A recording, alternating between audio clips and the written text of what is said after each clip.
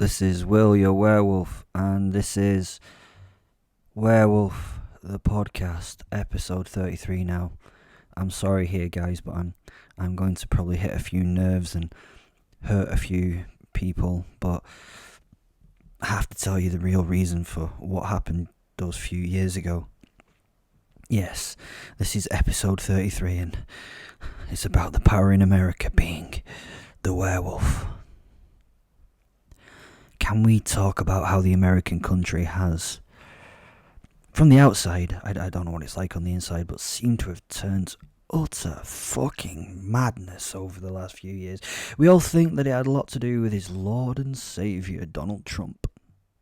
Somehow, this man got to be the 45th president of the most powerful country on the earth. How did that happen? I mean, he was pretty popular on telly. Let's look at the man first. He was born in 1946 and managed to get a degree somehow and took over his dad Fred's business. I mean, he managed to drag himself up as a businessman, only having to work with the few millions and the reputation for excellence that his father had passed on to him. Amazing. He then started making money by licensing his name to things he worked on. Egotistical cunt. He started in real estate and in buying and saving businesses that were struggling. He then went into casinos and golf courses, and with it had made many side businesses on the side that he enjoyed on the side. Now, if you like Donald Trump, that's fair enough. He's a straight talking dude, but from this side of the Atlantic, he's a bit scary, especially where I'm living at the moment in Scotland, where he just does things he wants anyway.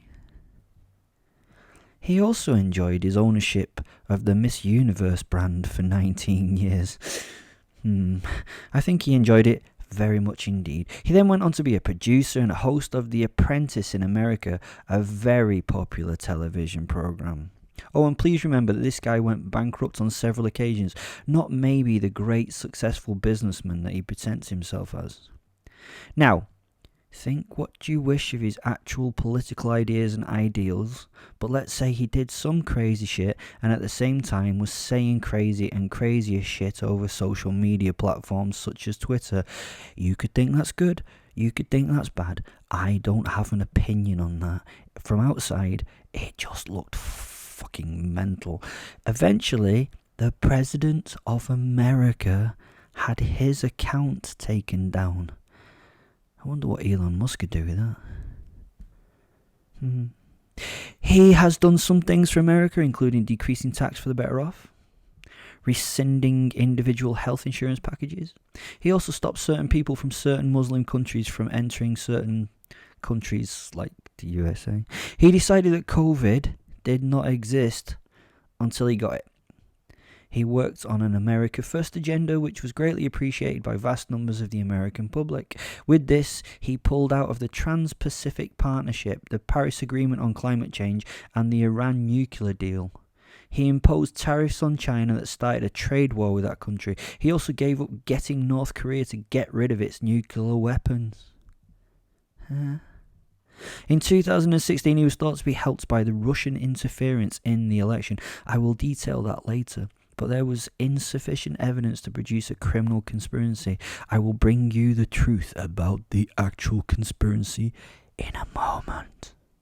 Throughout this period in the president's role, Trump seemed to get more and more self-obsessed and more crazy in the way he went in life.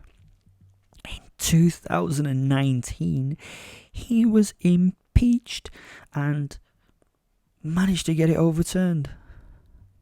Finally, when I can't believe it, Biden won the election. He refused to accept that Biden had won and would not leave the White House. Biden won. Crazy. I don't know what's going on. This man, Trump, was great for any country that wanted to rip the American people into polar opposites. A lot of conflict and disparity had been internalized on the population of America instead of the focus of the American people being directed out to the international stage, he basically helped cause social discord with his presidential terms. Crazy, and some of you may say that it was needed, and I can kind of semi-understand that, but wow. So we sit there and try to work out how the fuck this happened. How did this man manage to be the leader of the so-called free world? Was it his time?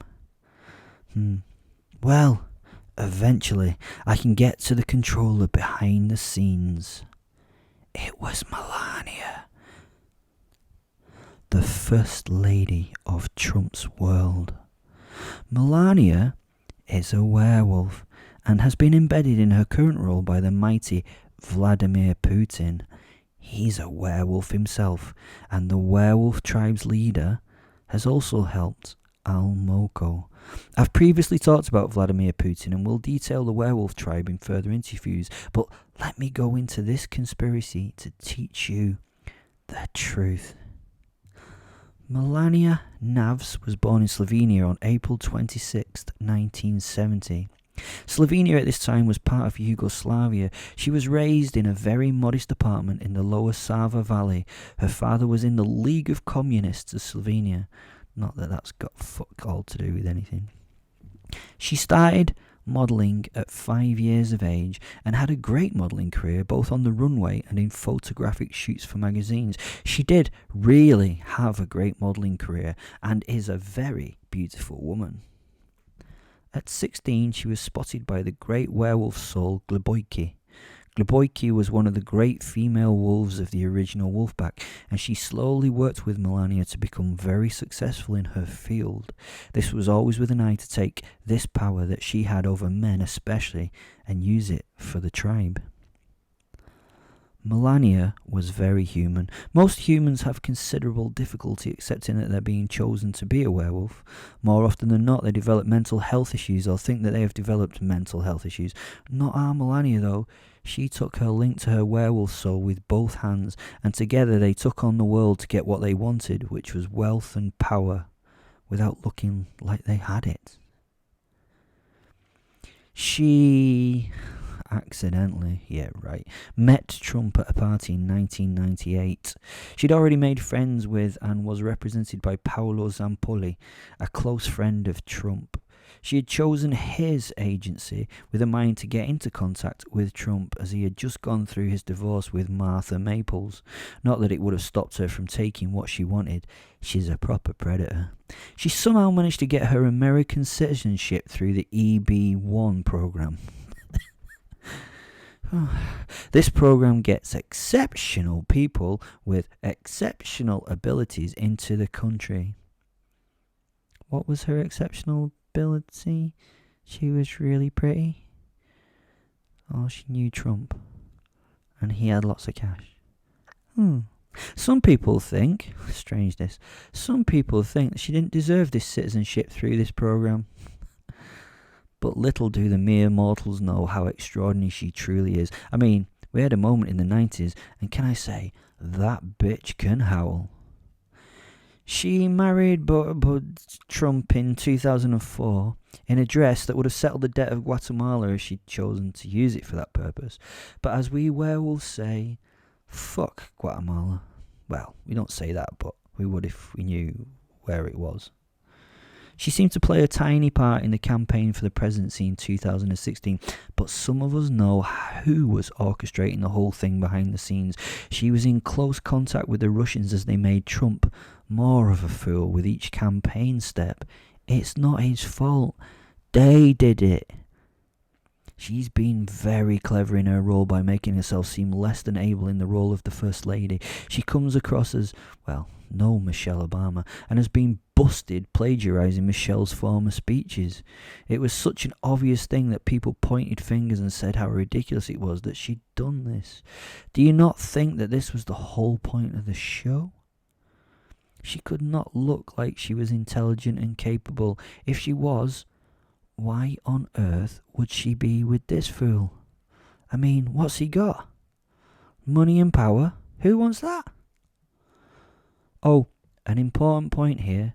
She was never an escort. She really wasn't. She didn't need to be. She was making a superb living as a model before meeting the clown. There are some clues to her role within the relationship. Her code name was Muse as the First Lady. Trump named her this, and she took to the role of the muse in his life. This beautiful woman sat behind the throne and got the idiot to do her and Russia's bidding. I mean, at one point, bringing him into the presidency took the Russians to help out with the elections. It was noted as the Russian interference, and as you know, he was investigated for it. Russia almost got busted. They had to make such a significant effort to get him in. They almost got busted. That is how crap his election campaign was. It took the power of Putin and Russia to get him into power. Her approval rating has not always been the highest, but I'm sure she doesn't give a shit. She also knew when it was over at the end. She had done the work, and she had made the American people internalize their struggles and entirely focus on themselves as enemies to each other. The president sat in his Oval Office, refusing to leave and having multiple tantrums about it. She was packing even when told not to do so by him. She was going with a happy heart at the work she'd done. Why is she still with him, you ask? This genius werewolf woman. Well, let's say some time may have to pass before she can get away with the man having an accident or an embolism. I mean, he's pretty old, innit? I doubt it will be long before Mr. Trump is being grieved for by his woman. So there you go. I might just be making up nonsense. I might just be telling the truth. It's as likely as him getting the presidency under his own volition, don't you think? And I'm sorry if you support Donald Trump. I can kind of understand why you would. I mean, he's a breath of fresh air, really, isn't he?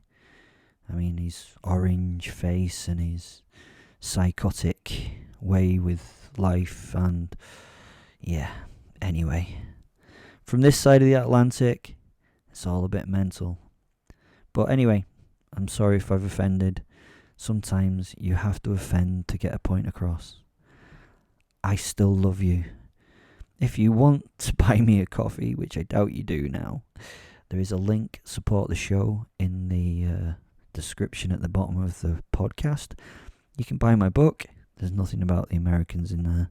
You can follow me on Twitter and Facebook. I don't know why you'd want to do that, but apparently that's something you might want to do. So for those, bye.